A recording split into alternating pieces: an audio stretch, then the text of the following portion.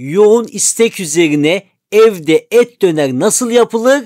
Bir de Ramazan Usta'dan izleyin. YouTube'da İskender sos nasıl yapılır diye yazarsanız muhakkak benim kanalımı göreceksiniz. En çok izlenen videolar Ramazan Ustam kanalının sos videoları arkadaşlar. Madem sosun kralı burada, et döner tarifi de verdik. O zaman size bir de İskender tarifi veriyorum. Hepsi bir arada. Haydi bakalım şov başlasın.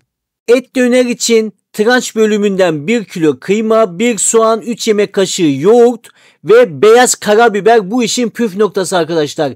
1 tatlı kaşığı da tuz kullanıyorum. Öncelikle soğanımı robottan geçiyorum ve tüm malzemelerimi şimdi tepsiye ekliyorum. Kıyma, daha sonra çektiğim soğan, 3 yemek kaşığı yoğurdu ekliyorum. 1 tatlı kaşığı kadar beyaz karabiberi değirmenden geçiyorum. 1 tatlı kaşığı da tuz ekledikten sonra elimle güzelce 5 dakika boyunca yoğuruyorum. 5 dakika boyunca yoğurduğum harcım şimdi tam oldu arkadaşlar. Bir kaseye alıyorum. Üzerini streç filmle kapatıp dolapta 1 saat dinlenmesini bekliyorum. 1 saat dinlenirse daha lezzetli oluyor. 1 saat geçtikten sonra dolaptan çıkardım. Streç filmini açıyorum. 5 beze haline getiriyorum. Bu şekilde daha kolay oluyor. Sevgili takipçilerim, tüm detayları vermeye çalışıyorum. Arkadaşlar, 1 adet pişirme kağıdını masaya koydum. Üzerine 1 beze kıymalı harcımı aldım. Öncelikle elimizle şöyle açalım. Bakın, önemli burası. Hemen merdaneyle açmıyoruz. Önce elimizle güzelce açıyoruz. Daha sonra diğer pişirme kağıdını aynı şekilde üzerine ekliyoruz. Daha sonra merdane yardımıyla kıymanın kağıdın her tarafına gelecek şekilde açıyoruz. Kıymamız çok ince olmasın arkadaşlar, yoksa yanıyor. Biraz kalın tabaka halinde bırakmaya dikkat edin. Tüm kıymayı yaydıktan sonra üstteki pişirme kağıdını çıkartıyoruz. Uç kısımlarından dikkatlice alıyoruz. Daha sonra çekiyoruz. Gördüğünüz gibi muhteşem bir şekilde çıktı. Arkadaşlar, çok sıkı olmamak kaydıyla gösterdiğim gibi saralım ve şu anda hazır. Ben 4 tane hazırladım. Devamını da hazırlayacağım. Et dönerimizi fırına sürmeden önce fırının sıcak olmasına dikkat ediniz. 220 derecede 30 dakika boyunca pişirelim. 30 dakika geçti.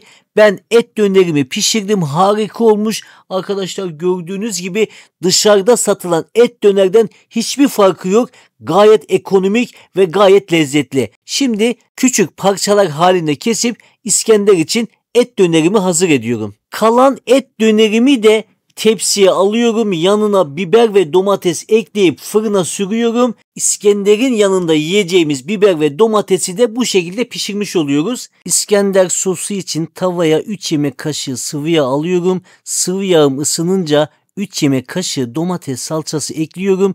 Domates salçasını sıvı yağda eze eze kavuruyorum. Domates salçasının ezilmesi ve kavrulması çok önemli arkadaşlar. Aldığımız 1 bardak suyun bir kısmını tavaya ekliyorum. Kavurma işlemine devam ediyorum.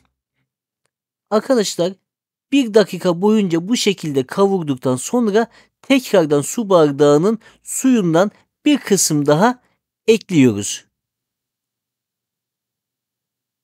Evet, ikinci kez ekledim. Tekrardan kavurmaya devam ediyorum. Burası çok önemli arkadaşlar. 1 dakika geçtikten sonra bardaktaki suyun hepsini boşaltıyorum ve kavurmaya devam ediyorum. Daha sonra 1 yemek kaşığı tereyağı ekliyorum. Tereyağın eriyene kadar pişirmeye, kavurmaya devam ediyoruz. İkinci su bardağımı alıyorum. Hepsini aynı anda boşaltıyorum. Sosumuz kaynarken baharatlarını ekliyorum. 1 çay kaşığı tuz, 1 çay kaşığı kırmızı toz biber, 1 çay kaşığı da karabiber ekliyorum. Sizlere bir püf noktası vermek istiyorum. 1 çay kaşığı toz şeker eklerseniz İskender sosa o lezzeti vermiş olursunuz. 2 dakika daha bu şekilde kaynatıp ocağın ateşini kapatıyoruz. Tırnak pidemizi küp küp olacak şekilde kesiyoruz. ekmeğin muhakkak pide olması çok önemli. Pidemizi küp küp kestikten sonra bir püf noktası daha vermek istiyorum.